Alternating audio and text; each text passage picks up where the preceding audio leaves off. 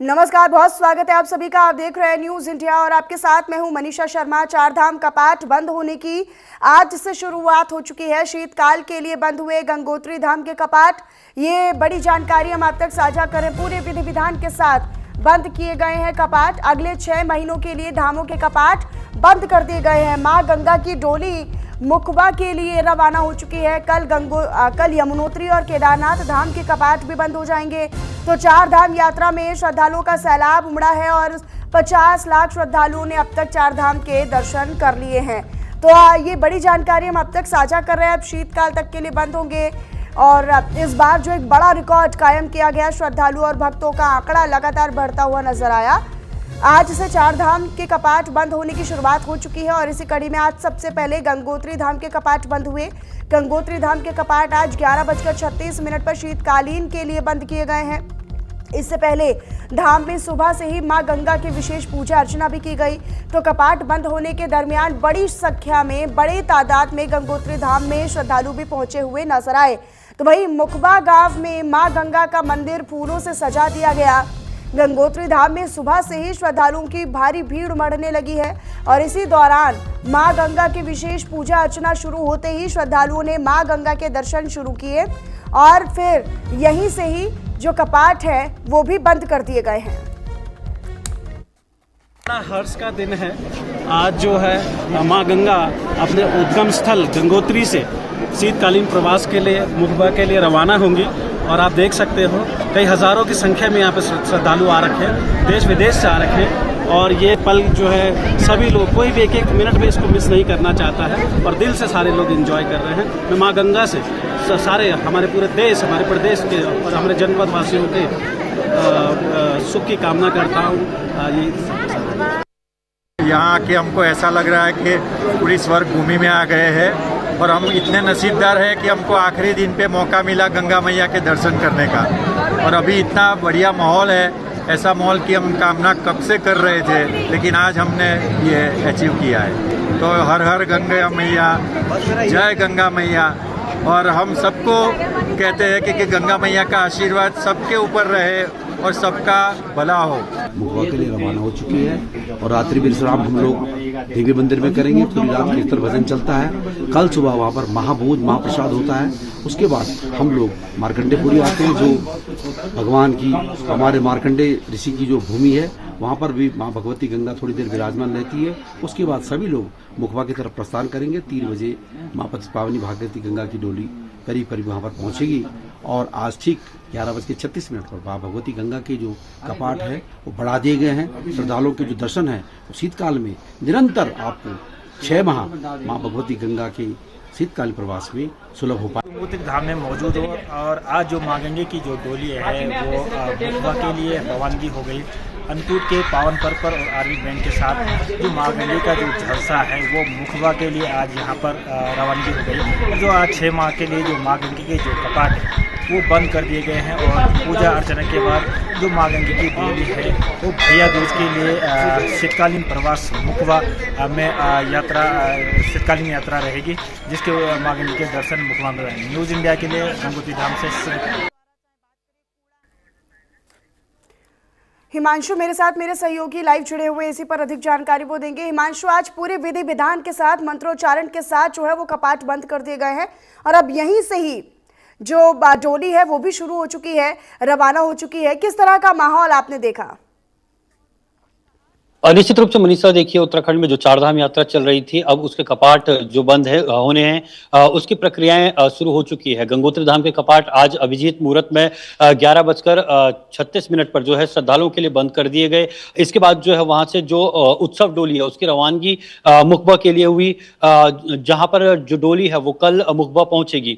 ऐसे में अगर कल की भी बात कर ली जाए तो कल 2 धामों के कपाट जो है उत्तराखंड में बंद हो रहे हैं, जिसमें यमुनोत्री धाम के कपाट बंद होने और इसके साथ ही साथ जो है केदारनाथ धाम के कपाट कपाट भी बंद होने। वहीं 25 नवंबर की अगर बात कर ली जाए तो 25 नवंबर को बद्रीनाथ धाम के कपाट बंद होने। तो ऐसे में जो कपाटों के बंद होने का जो सिलसिला है वो शुरू हो चुका है और आने वाले एक महीने के भीतर सभी कपाट जो है पूरी तरीके से शीतकालीन के लिए बंद कर दिए जाएंगे और इसके बाद चारों धामों के जो शीतकालीन स्थल हैं वहां पर गद्दी स्थलों पर जो है सारे धामों के, चाहे माँ गंगा की बात कर ली जाए, मुखबा में जिस तरीके से विराजमान होती हैं, यमुनोत्री की बात कर ली जाए, यमुना मैया जिस तरीके से खरसाली गांव में विराजमान होती है, केदारनाथ की बात कर ली जाए तो केदार बाबा जो ओंकारेश्वर मंदिर माफ कीजिएगा ओंकारेश्वर मंदिर ऊखीमठ है वहां पर विराजमान होते हैं और इसके साथ ही बद्रीनाथ धाम की बात कर ली जाए तो पांडुकेश्वर में विराजमान रहते हैं और शंकराचार्य के गद्दी स्थल को वापस ज्योतिर्मठ में लाया जाता है। तो इस तरीके से ये सिलसिला लगातार चलता रहता है और कल की अगर बात करें तो 2 बड़े धामों के एक बार फिर से जो है कपाट बंद होने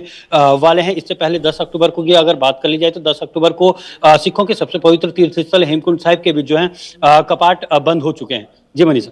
और इस बार तो हमने देखा कि चाहे वो गंगोत्री यमुनोत्री धाम हो या फिर बद्री विशाल धाम हो या फिर केदारनाथ धाम हो, लगातार श्रद्धालुओं का आंकड़ा बढ़ा है। इस बार चूंकि अब कपाट बंद हो चुके हैं और शीतकाल के लिए बंद किए गए हैं, जो लोगों में संतुष्टि है सरकार की व्यवस्थाओं को लेकर, जिस तरीके से सरकार ने दावे वादे किए थे वो पूरी तरीके से जमीनी स्तर पर नजर आए लोगों को, इस बार ये मान लिया जाए क्योंकि बढ़े हुए आंकड़े तो इसी तरफ इशारा करते हैं। निश्चित रूप से देखिए इस बार जो है यात्रा में काफी उत्साह देखने को मिला उत्तराखंड में। खासतौर पर अगर बात कर ली जाए तो उत्साह ही लगातार बढ़ता गया। पिछले 2-3 वर्षों से जिस तरीके से सरकार ने निरंतर काम किया तो जाहिर सी बात है ये उत्साह बढ़ता गया। इसके अलावा अगर बात कर ली जाए क्योंकि केदारनाथ जहां पर जाने में तकरीबन 20 किलोमीटर के आसपास का पैदल रास्ता तय करना पड़ता है तो वहां पर जाने के लिए जगह जगह पर सरकार के द्वारा जो है कैंप लगाए गए थे, मेडिकल कैंपों की व्यवस्था की गई थी, गर्म पानी की व्यवस्था की गई थी। तो ऐसे में सरकार ने अपनी तैयारियां पूरी कर दी थी। जब भी उत्तराखंड में चारधाम यात्रा की शुरुआत होती है तो उससे तकरीबन 2 से 3 महीने पहले ही जो है सरकार समीक्षा बैठकें करती है। जिन जिन की चीजों की कमी धामों में सरकार को लगती है तो उनकी कमी को दूर करने का काम जो है जिला प्रशासन के साथ साथ सरकार भी करती है। वहीं अभी शीतकालीन की बात कर ली जाए तो क्योंकि उत्तराखंड में चारधाम यात्रा के कपाट जरूर बंद हुए हैं, ये मुख्य धाम है जहां पर 6 महीने जो है विधि विधान से पूजा अर्चना की जाती है, लेकिन उत्तराखंड सरकार ने एक नई पहल पिछले वर्ष की थी और ये सबको देखने को मिला था कि शीतकालीन जो यात्रा है उसकी भी शुरुआत कर दी गई थी। प्रधानमंत्री खुद यहाँ पर आए थे उत्तरकाशी के मुखबा गांव में जो है उन्होंने शीतकालीन यात्रा की शुरुआत की थी और ब्रांड एम्बेसडर के रूप में उन्होंने शीतकालीन यात्रा के वो ब्रांड एम्बेसडर भी कहे जाते हैं क्योंकि वो खुद यहाँ पर आए थे और उन्होंने देश के सभी नागरिकों से अपील भी की थी कि उत्तराखंड सिर्फ 6 महीने के लिए आप यात्रा करने ना आए बल्कि में 12 महीने भी यात्रा हो सकती है। तो इस तरीके से 6 महीने जो रहते हैं वो गद्दी स्थल पर जाकर लोग जो है जो श्रद्धालु हैं वो यात्रा कर सकते हैं और निसंदेह जो लगातार यात्रा में श्रद्धालुओं की बढ़ोतरी है ये कहीं ना कहीं सरकार का सकारात्मक प्रभाव से कहा जा सकता है कि पुष्कर सिंह धामी तो इस बात का जिक्र भी हिमांशु कई बार कर चुके हैं कि जब पिछले साल प्रधानमंत्री नरेंद्र मोदी का यहाँ पर आगमन हुआ था उसके बाद से लगातार लोगों के बीच में वो उत्सुकता और वो रुझान यहाँ की तरफ बढ़ा था। लिहाजा प्रधानमंत्री बनने के बाद जब वो यहाँ पर पहुंचे और यहाँ पर उनके आगमन के बाद से पर्यटकों का भी एक रुझान बढ़ा और यही वजह है कि उनके आगमन के बाद आंकड़ा भी यहाँ पर लोगों का बढ़ा।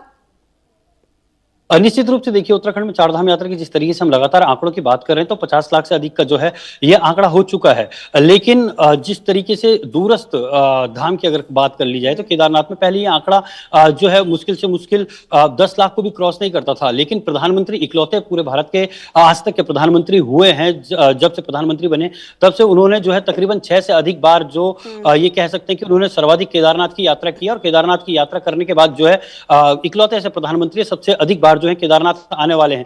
वहीं बद्रीनाथ भी वो सबसे ज्यादा जाने वाले हैं। लेकिन जो आंकड़े बड़े हैं, आंकड़ों पर अगर गौर किया जाए तो आंकड़े केदारनाथ के बहुत बड़ी मात्रा में बड़े हैं। जो जहां पर 8-10 लाख का आंकड़ा हुआ करता था वो आंकड़ा तकरीबन 16 से 17 लाख को पार कर चुका है और ये हर वर्ष कर रहा है क्योंकि प्रधानमंत्री खुद ये कह सकते हैं कि केदारनाथ में जो पुनर्निर्माण के कार्य चल रहे हैं या बद्रीनाथ में जो मास्टर प्लान के कार्य चल रहे हैं तो केदारनाथ जो ये पुनर्निर्माण कार्य चल रहे हैं उनकी मॉनिटरिंग खुद पीएमओ करते हैं और खुद जो है प्रधानमंत्री भी करते हैं। इसी के तहत देखा गया कि आज जब कपाट बंद होने वाले हैं केदारनाथ के कल तो उससे पहले मुख्य सचिव ने भी शुरू होगी और उम्मीद यही है कि इस बार से भी ज्यादा श्रद्धालुओं का आंकड़ा और एक बड़ा रिकॉर्ड फिर से उत्तराखंड चारधाम यात्रा के एवज में बनाए। बहुत शुक्रिया हिमांशु आपका इस तमाम जानकारी के लिए। अपनी नजर आप बनाकर रखिएगा।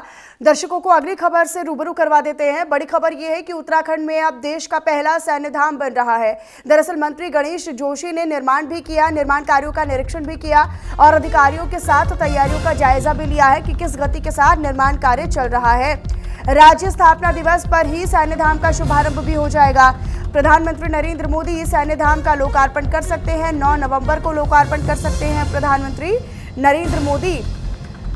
तो उत्तराखंड को बने 25 साल पूरे होने वाले हैं और यही वजह है कि अब सरकार इसे रजत जयंती के तौर पर पूरे सूबे में, पूरे प्रदेश भर में मना रही है और इस मौके पर सैन्य धाम का भी लोकार्पण किया जा सकता है। जो मंत्री है गणेश जोशी, वो यहाँ पर निरीक्षण करने के लिए पहुंचे थे, जायजा लेने के लिए पहुंचे थे। तो उत्तराखंड में देश का पहला सैन्य धाम बनने जा रहा है जो शहीदों की शहादत की निशानी बनेगा। उन शहीदों के सम्मान में ये विशाल सैन्य धाम बनकर तैयार हो गया है, जो प्रधानमंत्री जी की परिकल्पना और धामी सरकार का संकल्प, जिसको पूरा करने का सौभाग्य मुझे प्राप्त हुआ है। और हमने पूरे देश के स्मारकों का अध्ययन करने के बाद जो सबसे बेहतर हमने उसको यहाँ पर बनाया है। और धाम का मतलब एक पवित्र स्थान से होता है। भारत की सेना में 2 सैनिकों की पूजा होती है, बाबा हरभजन सिंह और बाबा जसवंत सिंह। उसके मंदिर इसमें है, म्यूजियम इसमें है, थिएटर इसमें है। लाइट एंड साउंड शो के माध्यम से वीरता की पिक्चर यहाँ दिखाई जाएगी। अमर जवान ज्योति जो लगातार जलेगी, लोगों को प्रेरित करेगी। तो रुद्रप्रयाग में मुख्य सचिव आनंद वर्धन ने केदारनाथ धाम पहुंचकर भगवान बाबा केदार के दर्शन पूजन किए और साथ ही साथ मुख्य सचिव आनंद वर्धन ने धाम परिसर में चल रहे पुनर्निर्माण और विकास कार्यों का स्थलीय निरीक्षण भी जाकर किया, जायजा भी लिया। इस मौके पर उन्होंने धाम क्षेत्र में विभिन्न फेजेस में चल रहे निर्माण कार्यों की प्रगति, गुणवत्ता और कार्य निष्पादन की समीक्षा भी की। मुख्य सचिव ने जिलाधिकारी प्रतीक जैन से धाम में चल रहे सभी कार्यों की विस्तृत जानकारी हासिल की। उन्होंने अधिकारियों को निर्देशित किया कि सभी कार्य जो है वो गुणवत्ता, सौंदर्य और धार्मिक आस्था का विशेष ध्यान रखा जाए, उसी केंद्र पर वो बनाए जाए। साथ ही साथ उन्होंने ये भी स्पष्ट किया कि 23 अक्टूबर को बाबा केदारनाथ के कपाट शीतकाल के लिए बंद होने जा रहे हैं। उन्होंने निर्देश दिए कि कपाट बंद होने के बाद भी धाम क्षेत्र में सुरक्षा, सामग्री संरक्षण और बर्फबारी की स्थिति के दरमियान कार्यों के रखरखाव को लेकर पूरी तैयारी कर ली जाए।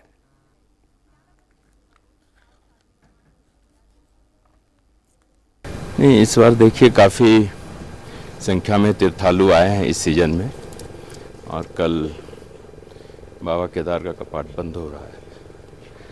अभी जितने कार्य चल रहे हैं सबों का भौतिक निरीक्षण किया गया और हमारी कोशिश रहेगी कि आगामी सीजन प्रारंभ होने के पहले सारे कार्य हमारे पूरे हो जाएं।